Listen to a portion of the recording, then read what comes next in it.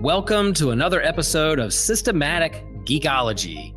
This is a space where we seek to create and cultivate healthy conversations between those things we geek out on and the philosophical and theological questions that often arise out of our fandoms. Like, what does it mean to be human? What makes a hero? What makes a villain? How do the stories and narratives we geek out on shape how we live in the world? We are your priest to the geeks. We aren't all ordained, but we see ourselves as mediators at the intersection of geek culture and going deeper in our faith. We don't always have to agree, but we do respect each other, and we see everyone as a beloved child of God. Everyone geeks out on something, so come geek out with us and enjoy the show.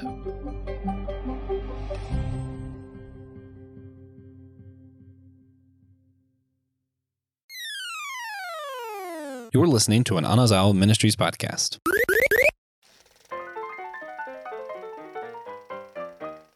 Let's get jinky with it. This is our drive-in series, and this particular bout of drive-in, episodes, we are talking about rotten films. We have gone and found some of our favorite films that had a 30% or less on Rotten Tomatoes. So if you want to check out the rest of those, and the rest of the drive-ins in general, there's a link to the playlist below, in the show notes. You can check them out. We've done some good ones, in the past and for this series. Some classics, Flubber, Kronk's New Groove, just absolutely underrated classics, in my opinion.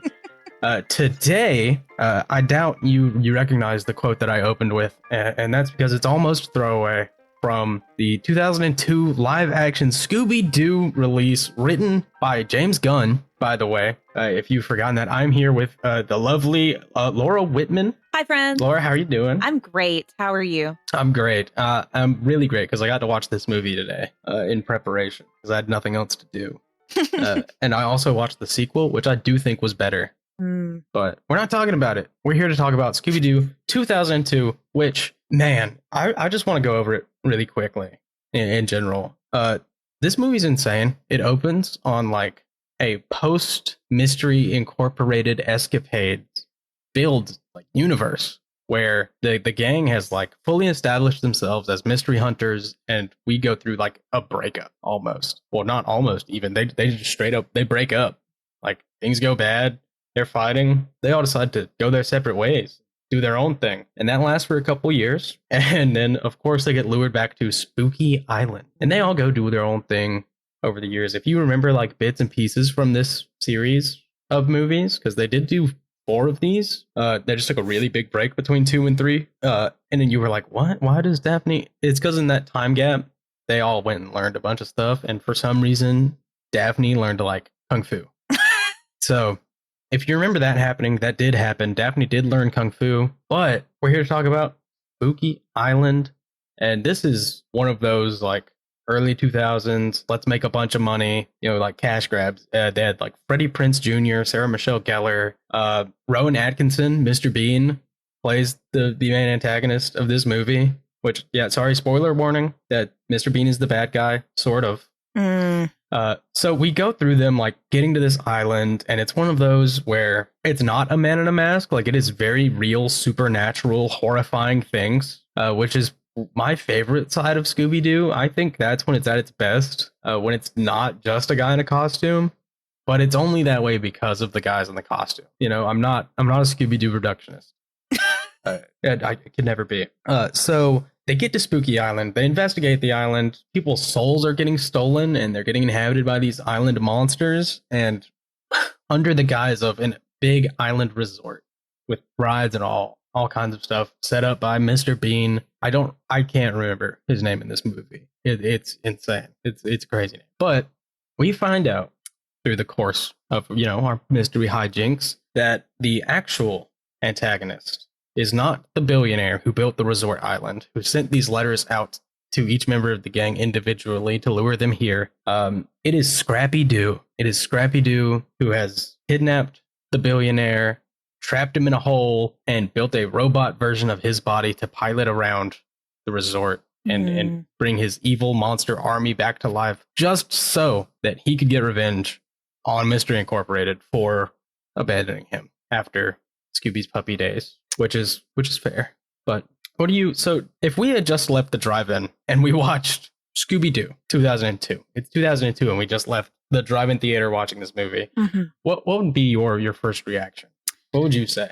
I think my first reaction would be, why did we turn Scrappy-Doo into a bad guy? Because he was in the cartoon just a cute, well, maybe not cute, maybe he was kind of annoying, but he was a puppy, right?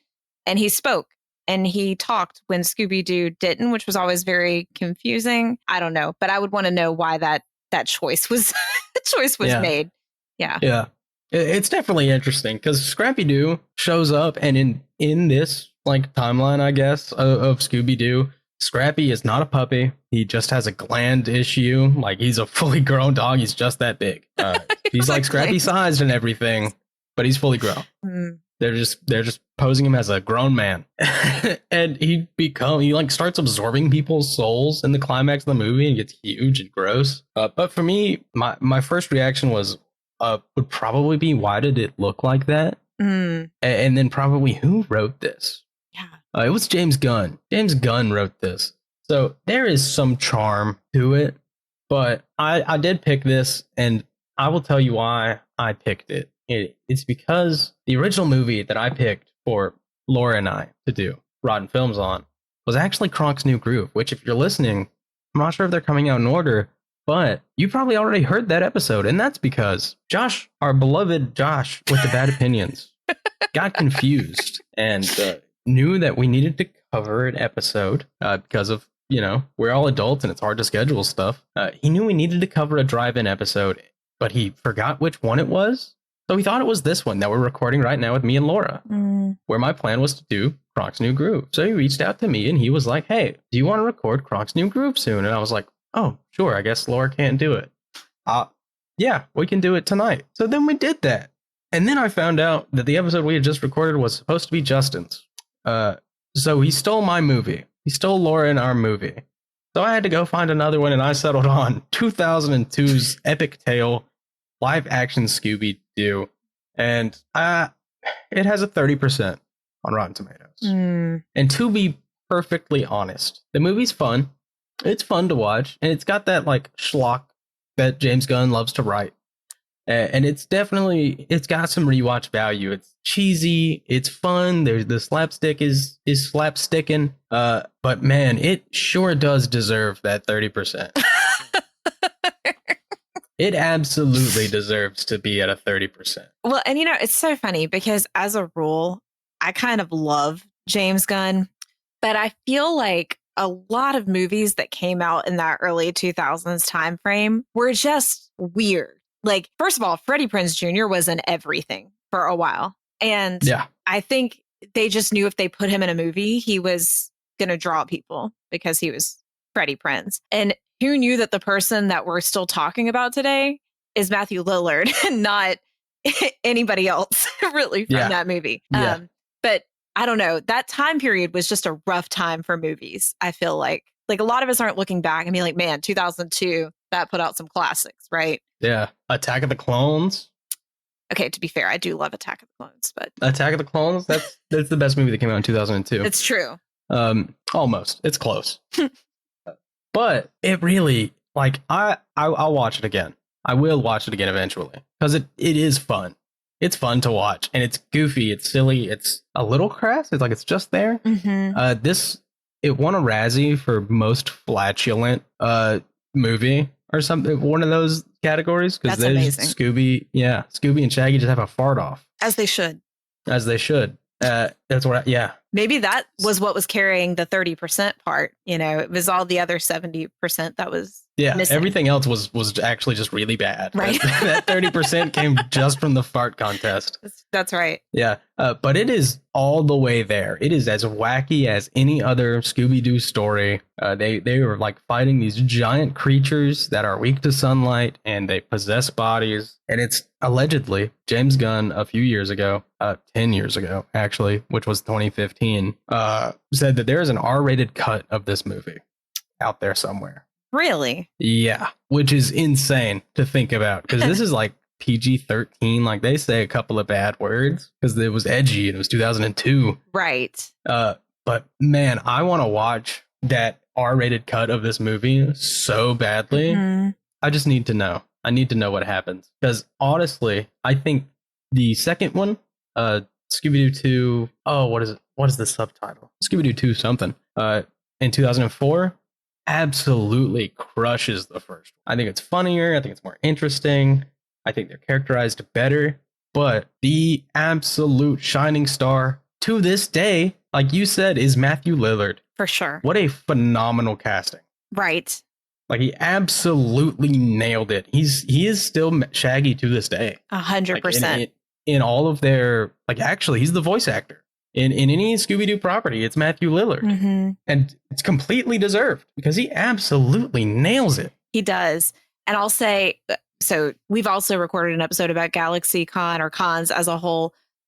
And I don't know what order these are coming out in. So maybe you've heard it or maybe you haven't. But Matthew Lillard was at Galaxy Con last year and was supposed to be there this year, but had another recording conflict. And the best part of his panel was when he got up on stage and did the whole Shaggy thing, like did the voice and everything. And it was so cool to like see him do that in person. It didn't even matter if you weren't a fan at all of the franchise or of the movies.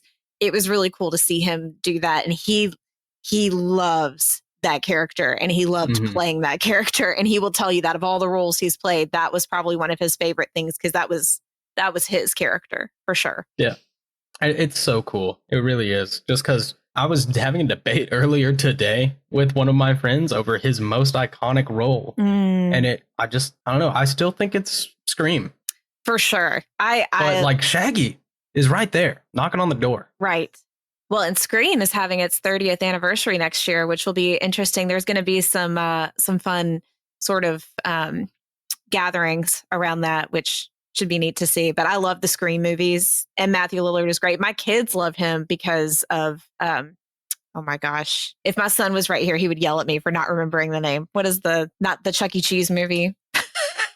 Not the Chuck E. Cheese movie. Okay, that narrows it down. It's Five Nights at Freddy's. Thank you. He was he's the security guard, right? Yeah. In Five Nights at Freddy's. I'm 7,000 years old. I'm so sorry. Yeah. I've never played those games. I do not like those games. My kids are obsessed. Like, love it. So man, that hit that age is like right under me. Yeah. Like just 2 or 3 years younger than me. That's the Five Nights at Freddy's. Yeah. My oldest he just turned 14 but he's obsessed with it. Loves it. They just keep pumping them out. Like they've never stopped. Yeah. But I really do. I think if it doesn't deserve a 30, it deserves like a 32. Maybe. I've been, I'm 26. I've been watching Scooby-Doo my whole life because he's existed since 1950. Yeah. Something, right? Like Scooby-Doo is an absolute legend and they've never really stopped making Scooby-Doo content. Like I saw this movie when I was a baby. I watched Mystery Inc. when I was a baby. I didn't know. And there's also some fun like cameos here. Shaggy the singer does a cover of Where Are You, Scooby-Doo? Or what's Scooby-Doo? Oh yeah, Where Are You, Scooby-Doo? Like that's fun. Sugar Ray is just in the movie. They're like a band on the resort. All very timely and appropriate for that time period. Extremely. So like it really is fun, and you can tell at the very least James Gunn had a lot of fun writing a Scooby-Doo story. For sure. He really did. And it's weird to say it's a strong 30% and still very much worth watching. Yeah. Very much worth watching. I just love it. It just feels extremely 2002. And oh no, it's in the second one. Oh man. But I watched both today, by the way. I had way too much free time. I was going to watch Rango after that, but we decided to do something else. I haven't seen Rango in a long time. That's a good phenomenal film. But James Gunn did also write the second one, so I feel like I'm okay bringing this up. It's very 2000s. Fred and Daphne are walking somewhere, and Daphne's like, do you think I'm just a face? And Fred like freaks out, and he's like, no? Yes. You're not fat. Is that what you wanted to hear? And Daphne gets super upset that he even thought about the word fat. Yeah, that's super, super early 2000s. Yeah, things that like would not be a topic of conversation really today in the same way. I mean, that was an obsessive topic in Oh yeah, that time. So you had to be stick thin to be pretty in the early 2000s. Yep. I'm glad we have evolved from that mostly as a society. Yeah. So Yeah, that was rough. That was a rough. I also really, really love some of the side characters that are in this movie. Just like they're not like native to the island. They just act like it. But there is a lucha libre as a part of like the bad guy crew for some reason. And in the climax of the movie, him and Daphne are fighting on top of this mountain. And of course, Daphne's doing her kung fu, fighting this Mexican wrestler. And it's awesome. It's so fun. It makes no sense. It's awesome. It really is. Is there anything you remember just loving about this movie or hating about this movie? I just remember thinking that so full disclosure, I watched it when it came out in 2002. I was in high school.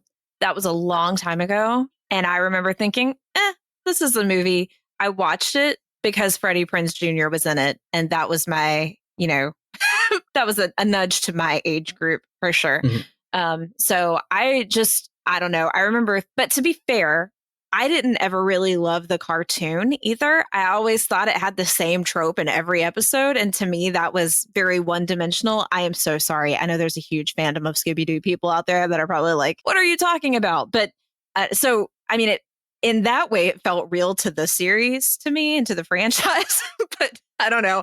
I watched it. I was like, this is a movie. Freddie Prinze Jr. is cute. That was the extent of how I did think Matthew Lillard was great as Shaggy, and I still think that. So yeah, it must have been crushing for Freddie Prinze Jr. to get married to Sarah Michelle Gellar like the year after this came out. It must have been terrible. It was terrible really, for you. It was very hard. Yeah. I Know What You Did Last Summer, which they're remaking, by the way. Yeah, that's crazy.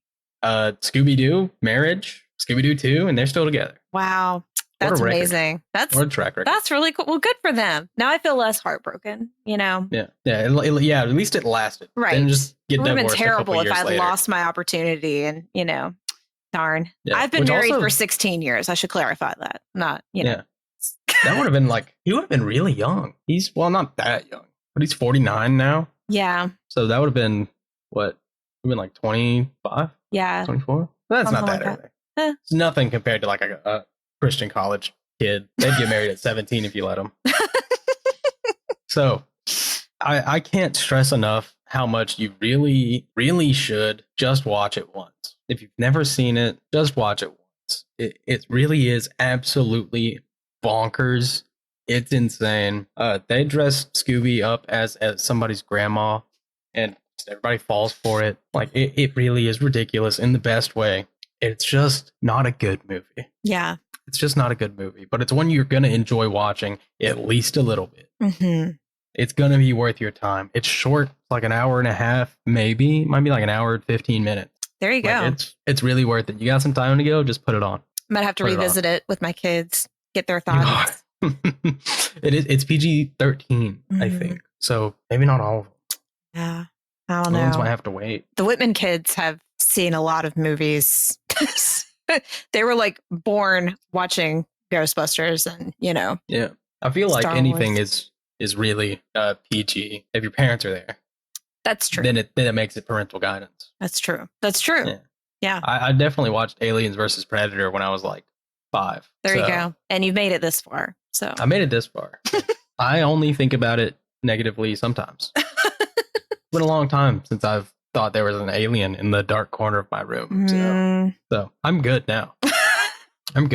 But one of the things that Scooby-Doo, does, like they tried to get edgier here and break the gang up, but they come back to themselves and like, okay, well, what really matters for us here is like each other.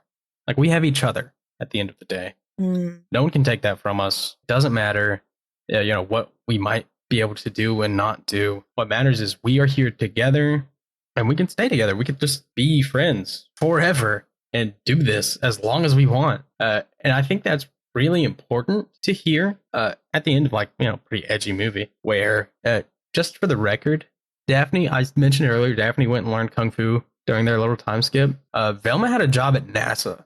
Yeah, Velma was working at NASA during the time skip. So different strokes for different folks, you know. So what would compel her to come back to that from working at NASA? She got a letter from a billionaire. Mm. And they're like, come to my island. I need help doing something. For the record, friends, if you get a letter from a billionaire, it's probably a scam.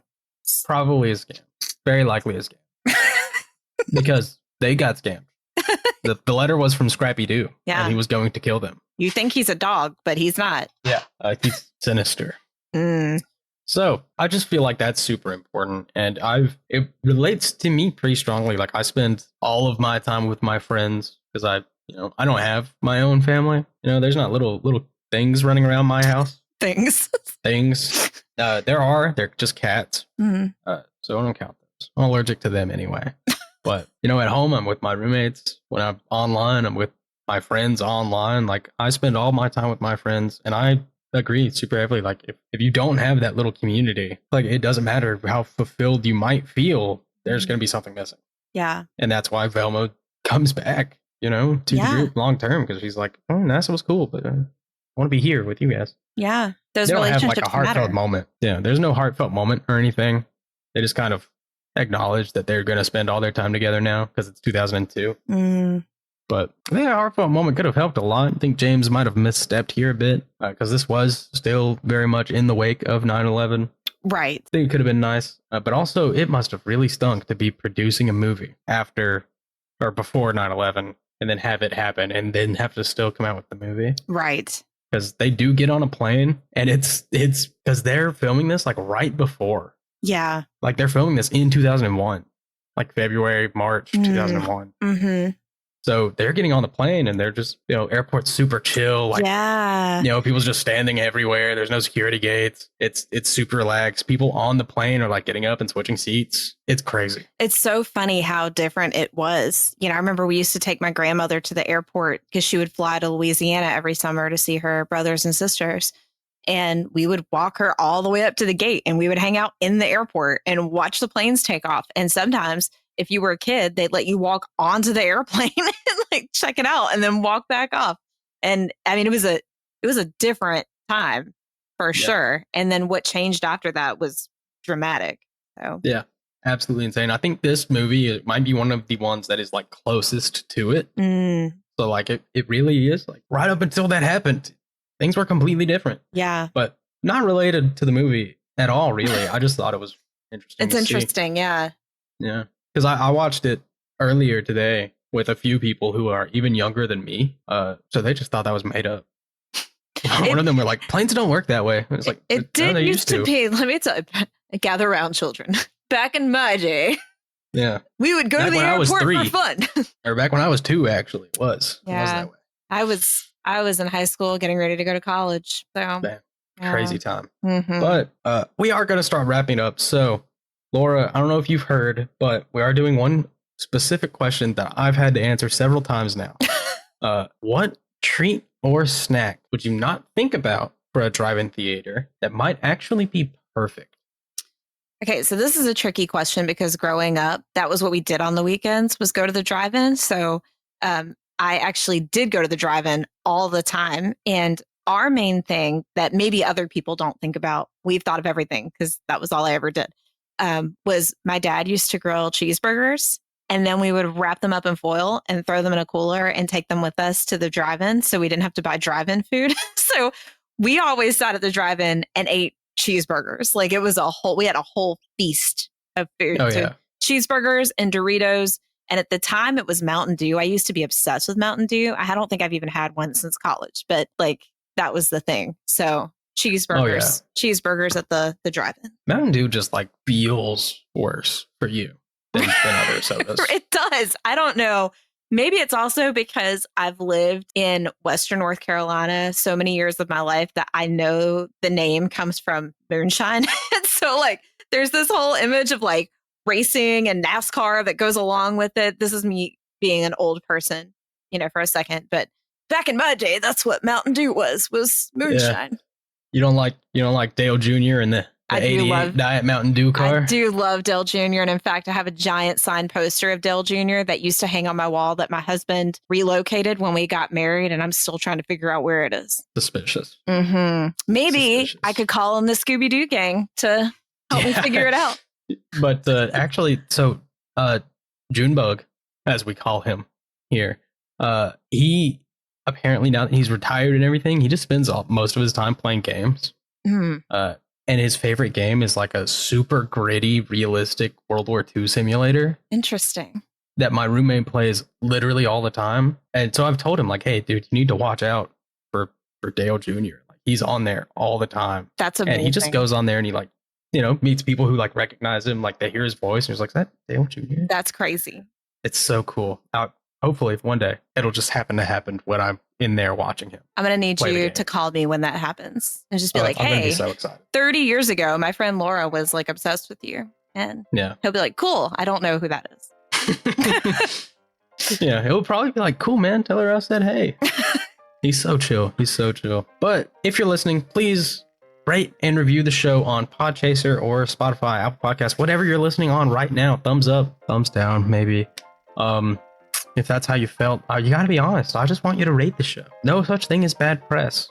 But if you do decide to rate us poorly, I have to know why and extreme detail. So please also leave that comment somewhere where we can find it. DM it to us on Instagram or Facebook. Check out the show notes for a playlist of the entire series up to date. To check out our other drive-ins. I've been on a shocking number of them this time around. Just because I've been more available than usual. So please remember, the geek in me loves the geek in you. So stick around, come back, see us next time, and thank you so much for supporting the show.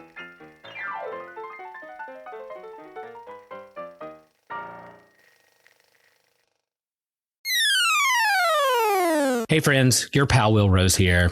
Sometimes I ask myself, have you ever wondered how you can support systematic geekology? Yes, I have. And well, if you're like me, you want systematic geekology to continue to grow and thrive. And you can do that by joining Patreon for as little as $3 a month. As a patron, you get bonus episodes. We answer bonus questions that our patrons get to hear. We have special shout outs. We have certain episodes that the patrons pick. So you help us create and curate the content that we put out for the world to hear. You even get free merch. And when I say that we're a worldwide podcast, that I'm not being hyperbolic.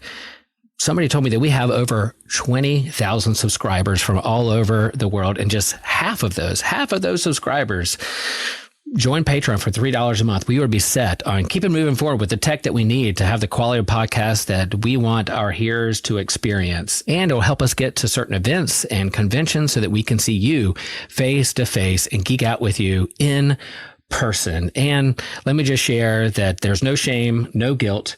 If you can't join Patreon at this point, that's okay. That's okay. Just keep listening, keep sharing, keep liking, because yes, we're proud of what we're doing at Systematic Geekology. And friends, guess what?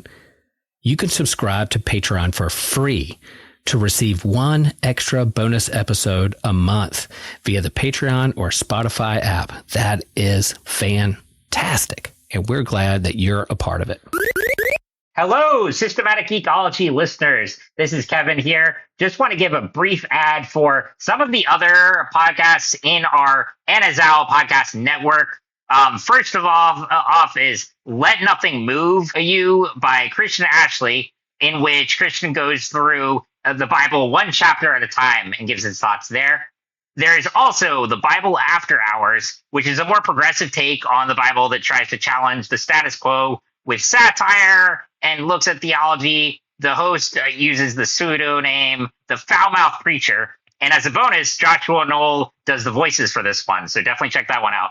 And also, and we'll laugh about that later, is the newest podcast that our own Will Rose is starting, where he will interview friends about a story they had that wasn't funny at the time, but that they laugh about now. So definitely check out these shows and subscribe to us wherever you get your pods. Thank you very much.